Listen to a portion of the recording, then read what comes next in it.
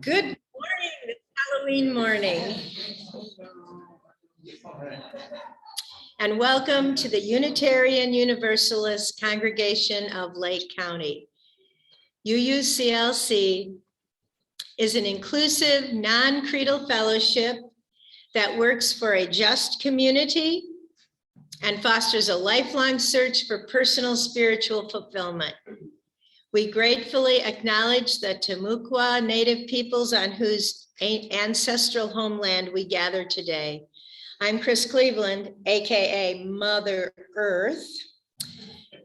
And I have to give a shout out to Kennedy, my 8-year-old granddaughter who decorated my mask. And Grayson and Kennedy made my earrings, little trees. Okay, so I am thrilled to be your service leader this Halloween morning, but first we have some announcements. We're trying to keep everyone safe except for joys and concerns we're trying to keep everyone safe and have an enjoyable service. We're going to be safe at Joys and Concerns too, but we will not be recording Joys and Concerns. And the Zoom discussion after will not be recorded.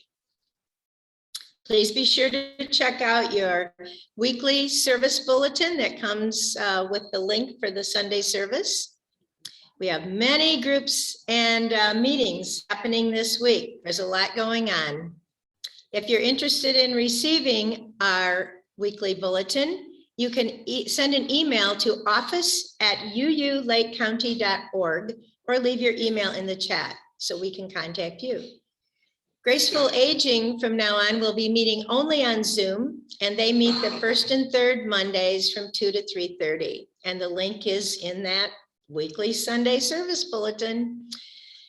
The tech team has enjoyed the challenge of providing Zoom services to help keep UUCLC going during the COVID pandemic, even when the building was closed. Now that the building is open and we have expanded to provide both in-house and on Zoom, the challenge is even greater. To continue this hybrid approach, we will need more volunteers and who have some technical skills. If you are interested, please contact Henry Millett as soon as possible. He's in the directory and I think he's here.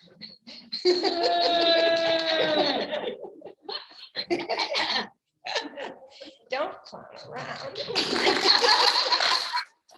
Now, if you're interested and you've heard about the tech team, yes, it's like a circus when we prepare these services.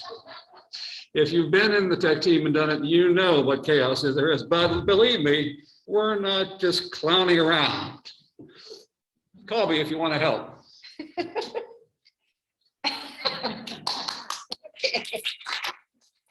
Woo, goodness gracious.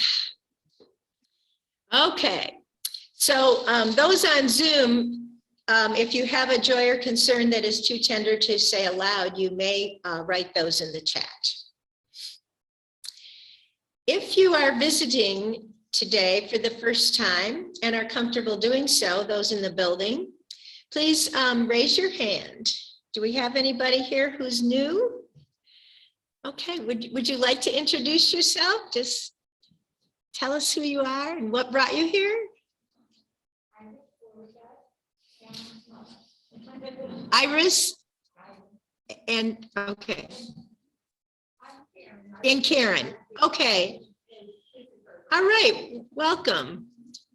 Welcome. So Karen brought her mother. Okay.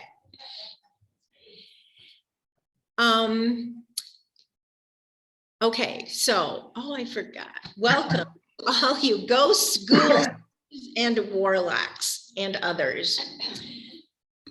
All right. I would also like to give a frightful welcome to our own UUCLC Vice President, Janeane Reagan, who will help us celebrate Halloween today. Ooh. She looks good. The scarecrow likes her. Okay. I will now turn the microphone over to Kristen in the Zoom room for welcoming any new Zoomers, if there's any announcements, sharing of joys and concerns, and take it away, Kristen. Welcome, everybody in the church. It's so good to see you all.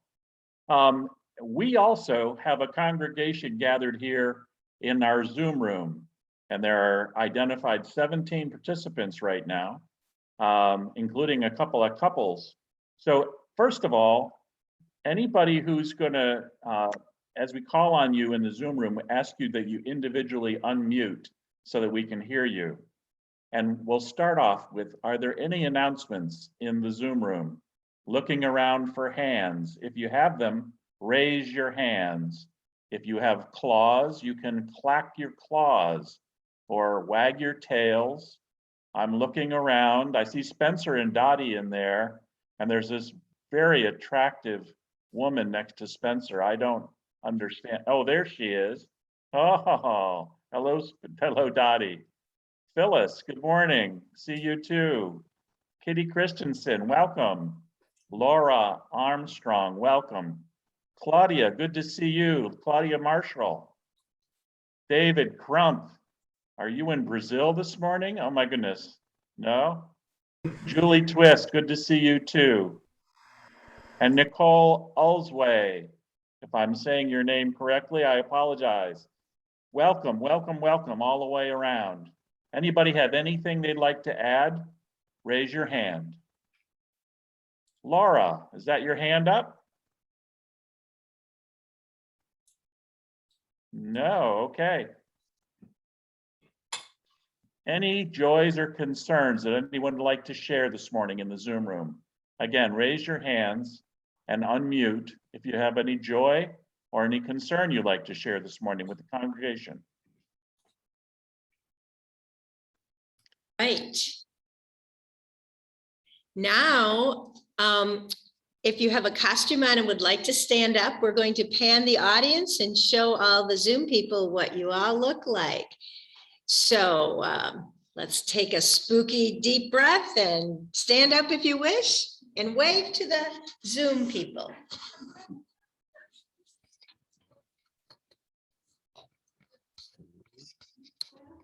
That's good.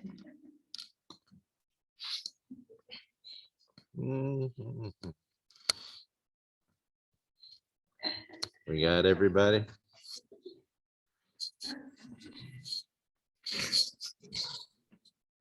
Looks great. Thank you so much, Doug. Okay, when witches go riding and black cats are seen, the moon laughs and whispers, 'tis near Halloween. Elvis Duran says Halloween is not only about putting on a costume, but it's about finding the imagination and the costume within us. The lighting of a chalice is a moment shared by Unitarian Universalists throughout the world. Today, our chalice will be lit by our resident scarecrow, Bernie Greenberg. I thought it was Kit. Just wait. Oh, that's really right. Oh, just a minute. Technology problem here. Ugh. Wait a minute. This is suicide. You can't light the chalice. Sit down. We don't want you to burn up. We'll have our resident witch do it instead. So dainty. Yes. Whoa, slowly.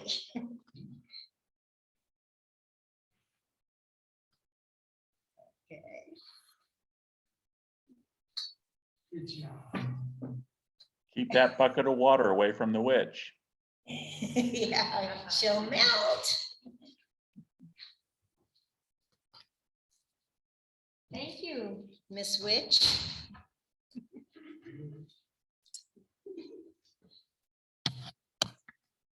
Okay, please stay muted And feel free to sing along on Zoom or hum along if you're in the church as we enjoy Spirit of Life.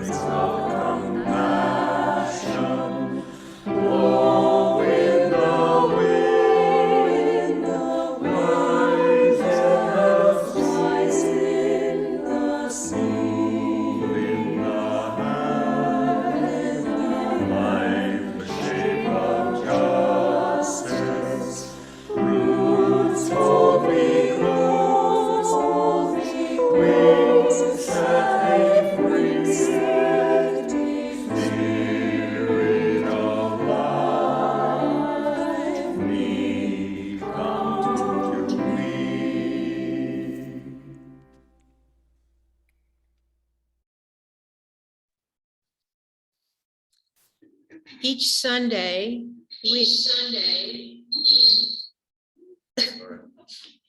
there's a lot of me are here. Each Sunday, we make time for those who wish to offer a joy or concern. This portion of our service will not be recorded. As we share joys, they begin to grow. And when we share a sorrow, it can lessen. Progress.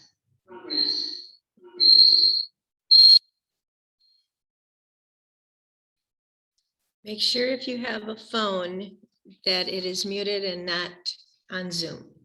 Okay. All right.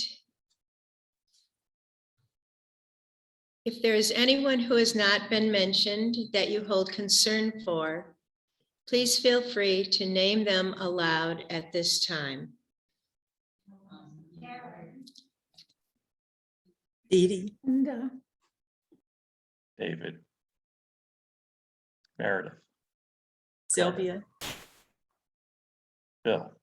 Bev, Mike and Mary. Debbie, Craig, Ken, Kim. Kirk.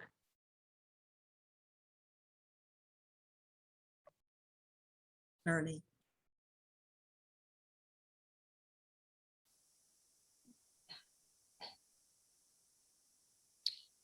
For all those things named and for all those things that are too tender to speak, we collectively hold them in the light of our compassion and the warmth of our community. Let us remember how we aspire to be by reciting together our congregational covenant. Love is the spirit of this church, and service is its law. This is our great covenant, to dwell together in peace, to seek the truth in love, and to help one another. It is our practice at UUCLC to give generously to our church as we are able, and keeping in mind both its meaning in our lives and its impact on the world. Today, we are hoping for no tricks, but many treats. You may donate in the whoops, something happened. You may donate in the locked box on the table in the sanctuary or on the link in the chat box on Zoom. Thank you for your donation today.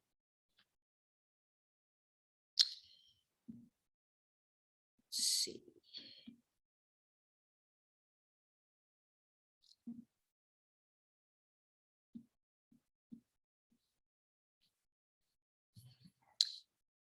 All right, just a minute.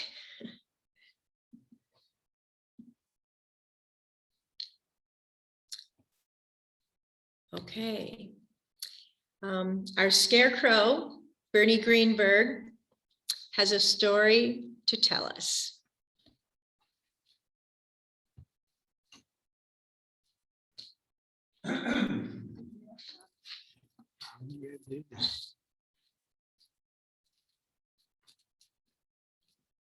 You ready for this?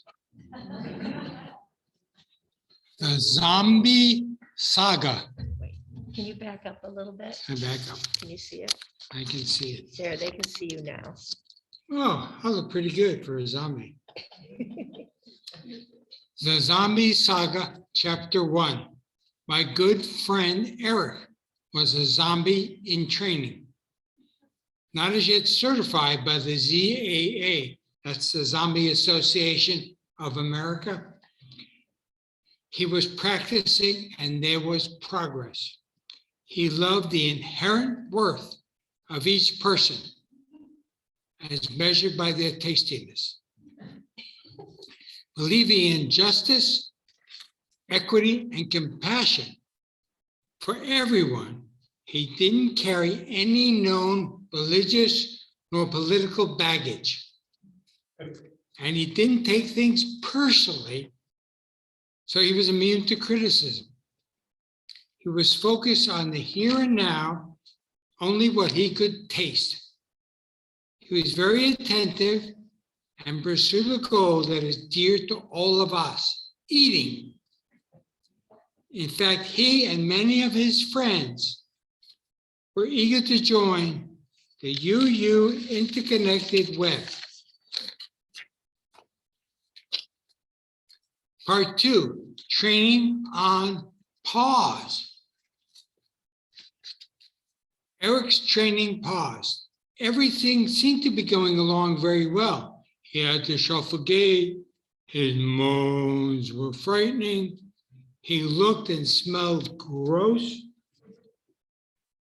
Unexpectedly and unfortunately, Eric fell in love. Her name was Harriet, and she was a full-fledged certified zombie. Frankly, I don't know what he found so attractive. She smelled awful, all her teeth were gone, she drooled uncontrollably, and her moans lacked meaning. Well, thankfully, Eric refocused and resumed zombie training. When Harriet left him for an all-you-can-eat international human buffet.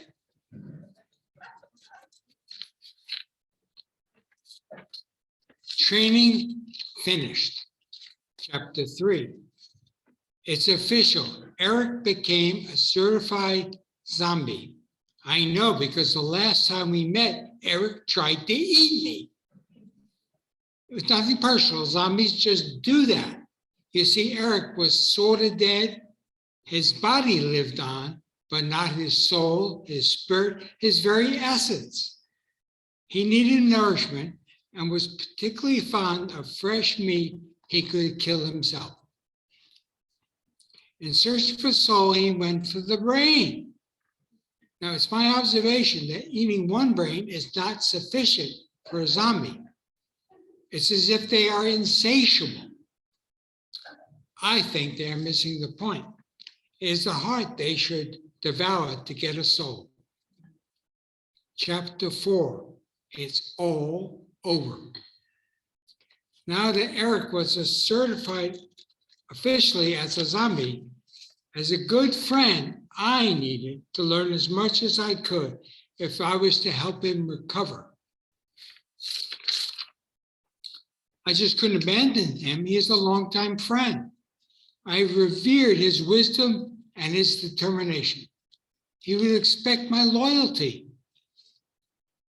So I read 8 books, watched 6 movies, several TV shows, and got advice from several experts. And of course, consulted with Google. There was a consistent message that zombies don't recover. In fact, if you administer a seemingly lethal blow, they would rise to life. It would happen over and over again. That's why they are called by people in the know, the undead. In the movie Zombieland, which several people have seen, Woody Harrelson is the famed pacifist. He starred Woody Harrelson. He's a famed pacifist and an aspiring UUer. He said that a zombie must be double tapped. That is, given 2 lethal blows, one right after the other, in order to eliminate them. Double tapped. Now, mind you, I am in favor of gun control and against wanton killing. But there are just times when you need to protect yourself and your family. This was one. Eric was not the person he was before. He needed to be double tapped. And there was no better person to do it than me, a good friend. So with consummate care and infinite love, I personally double tapped Eric. Like most Sami sagas, this one ends with a certain sadness. After all, Eric was dead. And also a thought for meditation to search for the zombie lurking inside of each of you.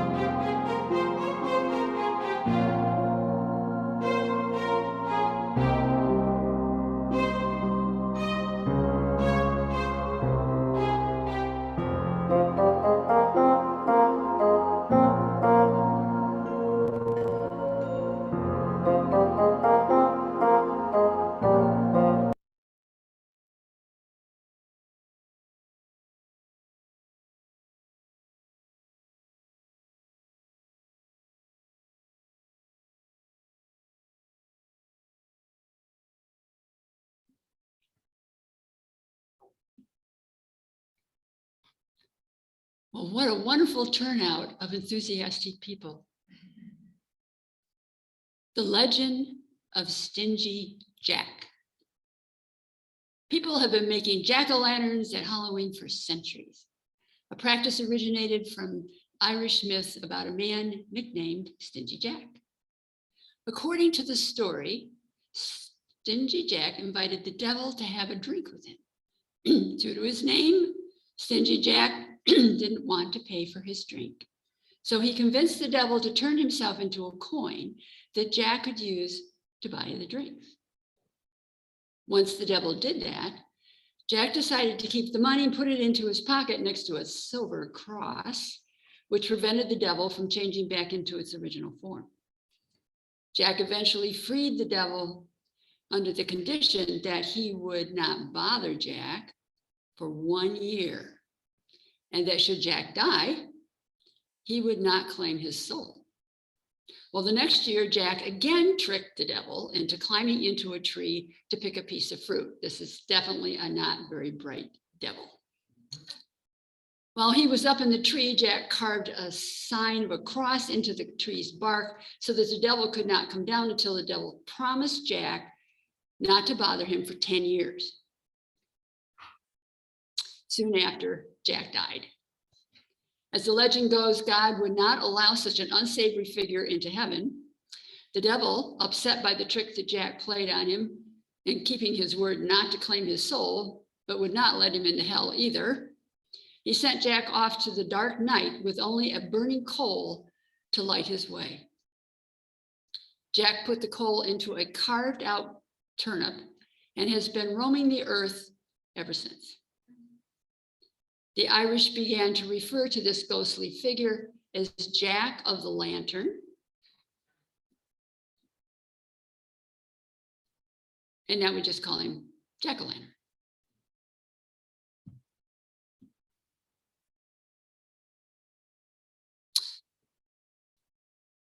So it's Halloween. Where did this strange holiday come from that started out with religious beginnings and has become so secular?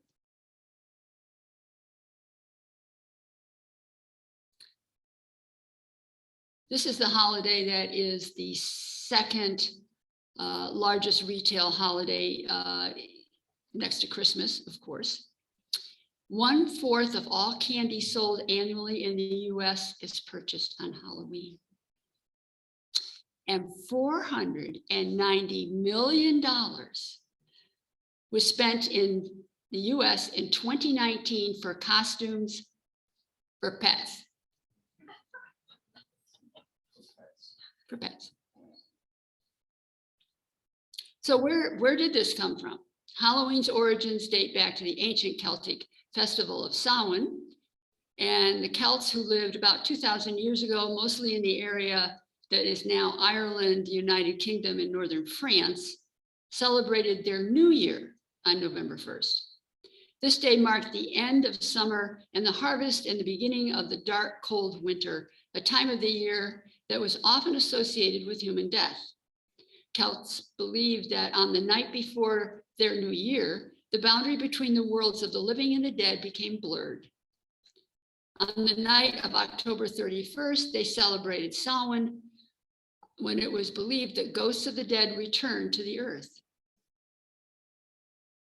In addition to causing trouble and damaging crops, Celts thought the presence of the otherworldly spirits made it easier for druids or Celtic priests to make predictions about the future. For people entirely dependent on a volatile natural world, these prophecies were a very important source of comfort, or in some cases, non-comfort, for the long winter. To commemorate the event, Druids built huge sacrifice bonfires where people gathered to burn crops and sacrifice animals. During the celebration, the Celts wore costumes typically consisting of animal heads and skins and attempted to tell each other's fortunes. When the celebration was over, they relit their hearth fires, which they had extinguished earlier, and they used the coals of the bonfire. This was to protect them through the winter. By the year 43 AD, the Roman Empire had conquered the majority of Celtic territory. In the course of about 400 years that they ruled the Celt lands, two festivals of Roman origin were combined with the tradition of the Celtics of Samhain. First was Feralia, a day in late October when Romans traditionally commemorated the passing of the dead. The second day is the honor of Pomona, a Roman goddess of fruit and trees. The symbol of Pomona is the apple, and the incorporation into the celebration of Samhain probably explains the tradition of bobbing for apples that we have in today's Halloween.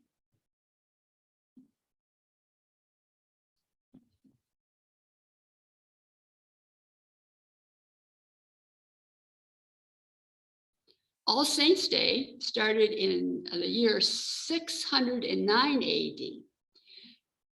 Pope Boniface IV dedicated the Pantheon in Rome to honor all Christian martyrs, and the Catholic Feast of All Martyrs' Day was established in the Western Church.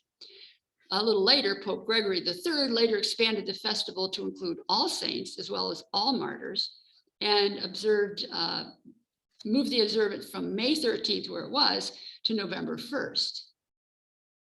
By the 19th century, the influence of Christianity has spread into the Celtic lands, where it gradually blended with the supplanted older Celtic rituals. About 1000 AD, the church made November 2nd All Souls Day, to honor the dead. It's widely believed today that the church was attempting to replace Celtic festivals of the dead with a related church-sanctioned holiday. And of course, this is something that they did with other holidays, both Christmas and Easter as well. All Souls Day was celebrated similarly to Samhain with big bonfires, parades, dressing up in costumes, particularly as saints, angels, and devils. They included devils. All Saints Day celebration was also called All Hallows Day. And the night before it, the traditional night of Samhain in the Celtic region began to be called All Hallows Eve and eventually Halloween. So how did Halloween come to America? The celebration of Halloween was extremely limited in colonial New England because of the rigid Protestant belief systems there. And we know how they felt about witches, right?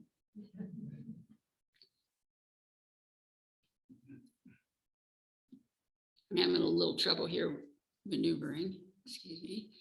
Halloween was much more common in Maryland and Southern colonies, as the belief of the customs of different European ethnic groups and Native Americans meshed together. A distinctly American version of Halloween began to emerge. The first celebrations included play parties, which were public events held to celebrate the harvest. Neighbors would share stories, talk about people that had passed, and all of their other fortunes, and dances and singing would be included. Colonial Halloween festivals also featured the telling of ghost stories and mischievous making of many kinds. I'm not sure what that was in that era. By the middle of the 19th century, annual autumn festivals were common, but Halloween was not yet celebrated everywhere in the country. In the second half of the 19th century, America was flooded with new immigrants. These new immigrants, especially the millions of Irish that came over because of the Irish potato famine, helped to popularize the celebration of Halloween nationally. Borrowing from European traditions, Americans began to dress up in costumes and go house to house, asking for food and money, a practice that eventually became trick-or-treating. Young women believed that on Halloween, they could divine the name or appearance of their future husbands by doing tricks with yarn, apple parings, and mirrors. In the late 1800s, there was a move in America to mold Halloween into a holiday more about community and neighborly getting together than about ghosts and pranks. At the turn of the century, parties for both children and adults became the most common way to celebrate the day. Parties focused on games, foods of the season, and festive costumes, which we're still doing. Parents at that time were encouraged by the newspapers and the community leaders to take anything frightening or grotesque out of Halloween celebrations. Because of these efforts, Halloween lost most of its superstitious and religious overtones by the beginning of the 20th century. Today's Halloween ghosts are, however, often depicted as more fearsome and malevolent and gruesome, and our customs and superstitions have become much more scary. We still retain many of the Celtic-derived ideas, such as avoiding the crossing paths of black cats, afraid that they might bring us bad luck. This idea has its roots in the Middle Ages, when many people believed that witches avoided detection by turning themselves into cats. The ability of witches to shapeshift and escape capture was a common theme in Celtic folklore. Witches riding broomsticks came about because of a rumor that women who were witches kept their broom by the chimney, and when they needed to escape, they went up the chimney on their broomstick. Now, these types of rumors were a lot like fake news today. Once they got embedded in the story, you couldn't get them out.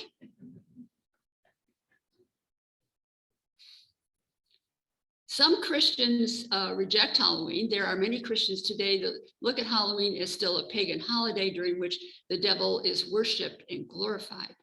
Some choose to celebrate something called Reformation Day, and that's on October 4th, instead because they believe Halloween needs to be rejected.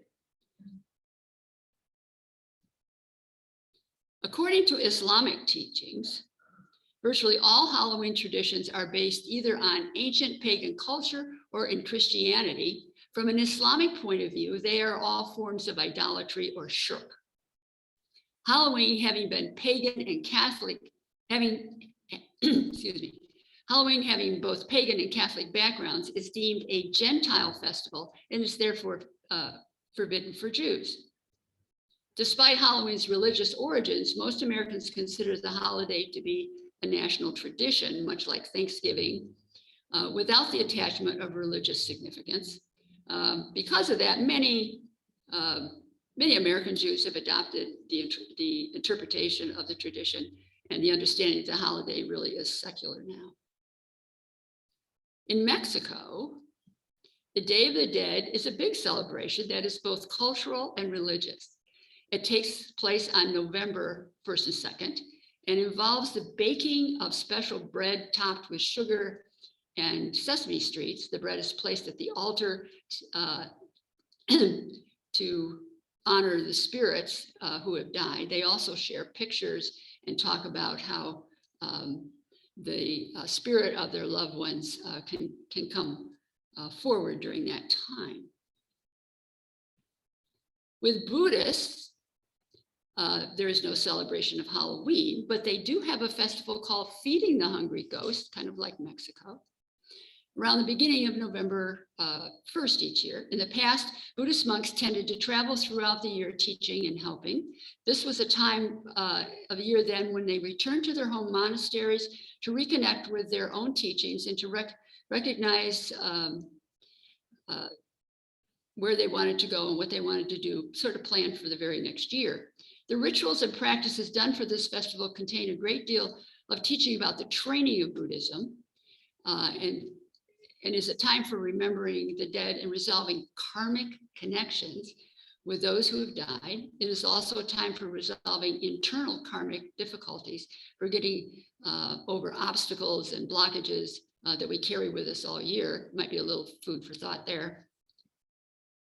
Today, Halloween is celebrated in a number of countries around the world with customary practices that include trick-or-treating, costume parties, lighting bonfires, visiting haunted houses, and of course, carving jack-o'-lanterns. Interestingly, some of the countries that do not embrace the holiday are France, Germany, Holland, Austria, and most of the Asian and African countries. Japan, however, is an exception because in Japan, they love to dress up and dance in the street. So, it's an occasion. So our next video is by one of our favorite UU musical storytellers, Peter Mayer. And we heard him last week. He's saying we had a recording of Blue Boat Home. Peter also was here for our dedication for our building. And at that time, some of you may have purchased his album called Millionaire Mind. And the song that that's going to be played here is called John's Garden, which is on that album. But I think it could also be called A Jack-o'-lantern Heart. It has a great message.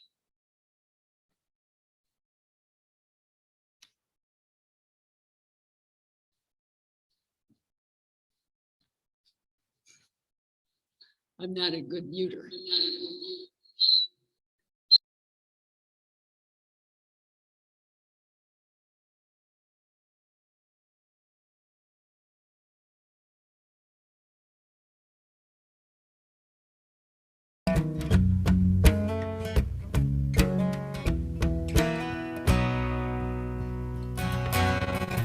Farmer John wandered back when he reached the pumpkin patch, began to speak. Said the weather's getting colder, summer's over and it's almost Halloween. That's the day, the reason you were raised. Everything about your life will change. You will have eyes to see, and for that night you'll be a bright lamp burning in the dark. Remember that candle shine for only the briefest time in a jack-o'-lantern's heart.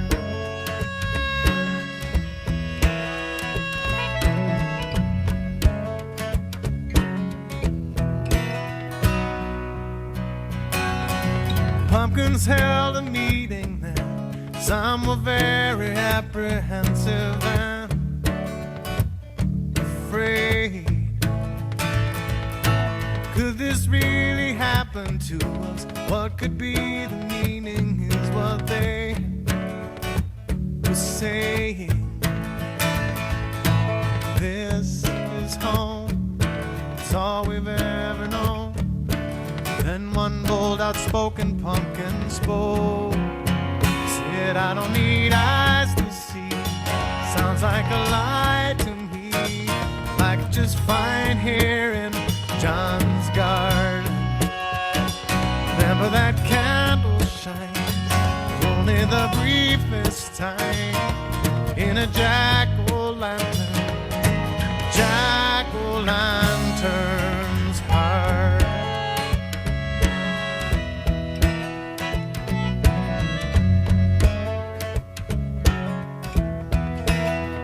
There is much to ask, to ponder in the pumpkin patch when imposing old October shows up at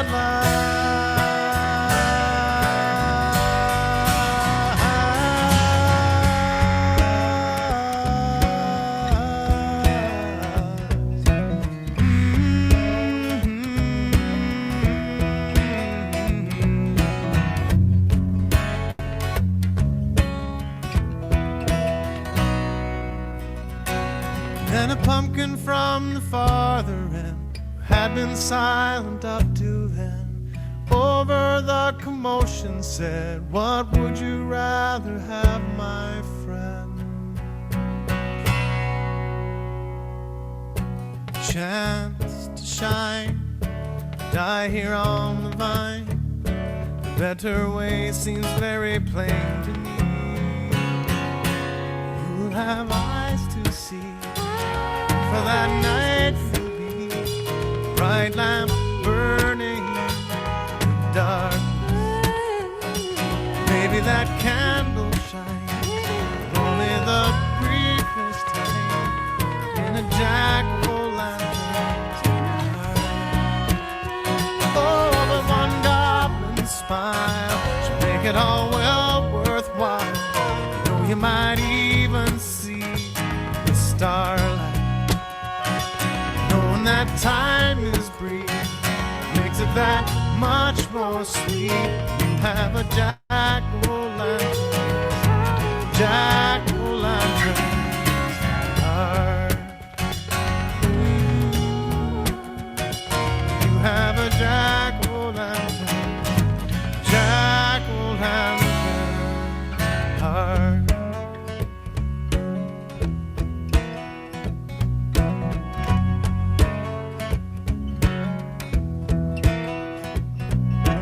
La la la la la la la.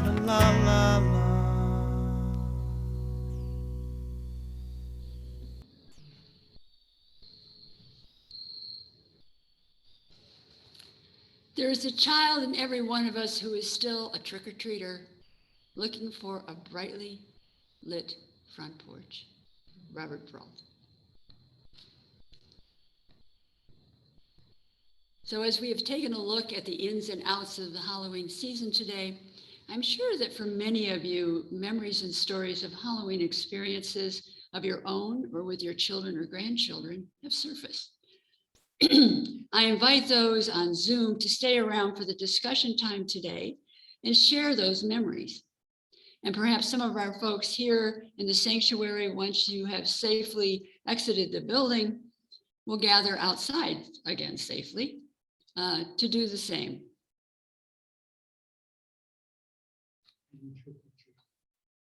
And there may be some treats. Yeah. Yeah, we're going to do another song. So so now we're going to have Kit come forward. Kit Tatum's going to.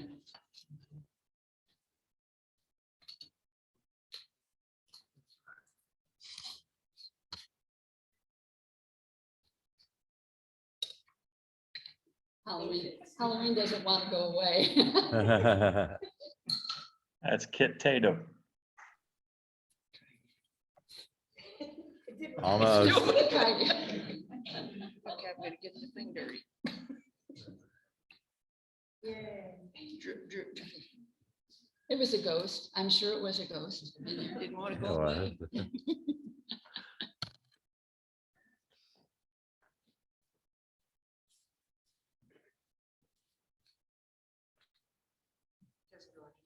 No, I'm trying to go down.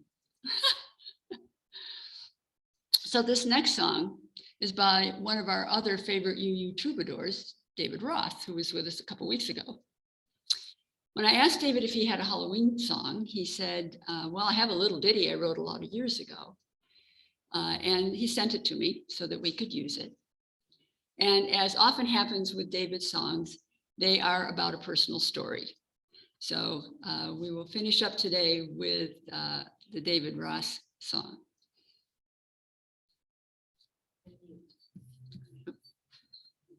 Hold on.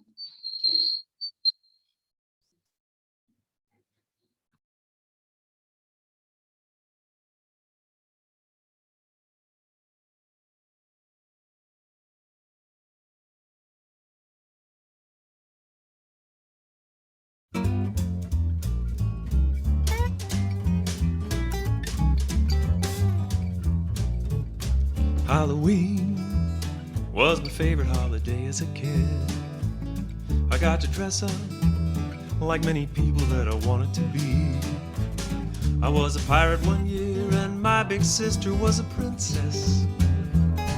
We were poor, so next year we switched. Just kidding. Then I was Paladin. He was played on TV by Richard Bone. I got my costume at the Walgreens in a cardboard box. It was a one-piece suit with a pistol and a holster drawn in glitter. For $1.98 you had to use your imagination. I had a crush on Amy Auerbach and Susie Gummerg in the 2nd grade. The most popular girls at school, didn't have a chance with them. Big feet, crooked teeth, and two-tone glasses.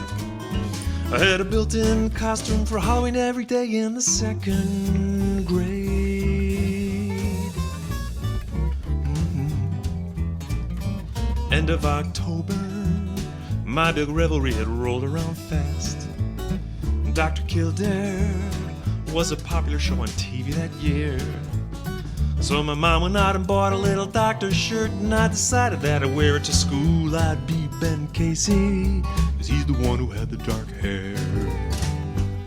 When I showed up in class that day, all the girls were giggling, and I couldn't figure out what for till I saw Amy. She was all dressed up like a nurse, and me like a doctor. We were instantly romantically linked, and everyone was tittering. Except me, I was embarrassed. I wanted to run outside and dig a big hole, jump to China, or even further if I possibly could. Then Amy smiled. I think it was a Joey Romanelli. So I tossed that doctor's shirt. I traded it in for a cape. Next year I began my career as the Man of Steel.